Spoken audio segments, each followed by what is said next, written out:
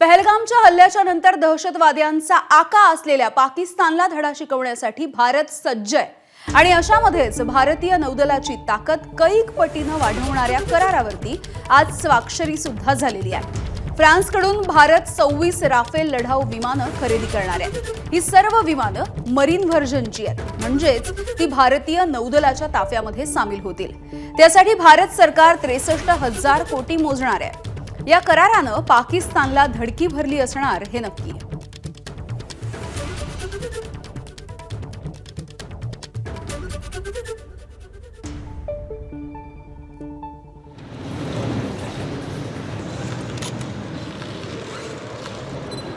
तर आता पाकिस्तानला धडा शिकवण्यासाठी भारत सज्ज झालेला आहे आणि भारताच्या नौदलाची ताकद कैक पटीने वाढवण्यासाठी ही राफेल विमानं आता टप्प्याटप्प्याने भारतामध्ये येणार आहेत।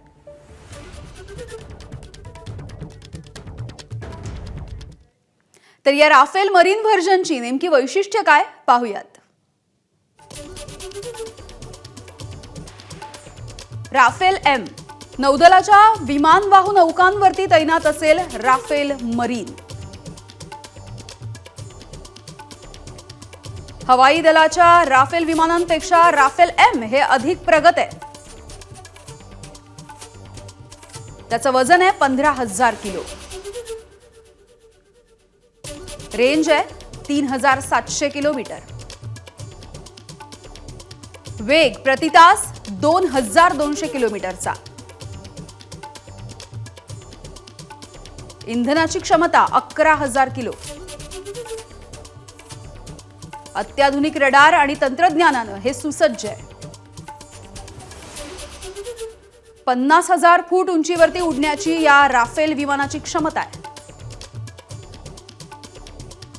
एका मिनिटामध्ये 18,000 उंची गाठण्याची ही क्षमता आहे। हवेमध्येच इंधन भरण्याची सुद्धा क्षमता आहे। 10 तासांपर्यंत फ्लाइट डेटा रेकॉर्ड करण्याची यंत्रणा विशिष्ट करून यामध्ये आहे। 9 टन वजनाची शस्त्र वाहून नेण्याची सुद्धा क्षमता आहे। अणुबॉम्ब डागण्याची क्षमता आहे, त्यामुळे हे ब्रह्मास्त्र असल्याचंही बोललं जात आहे।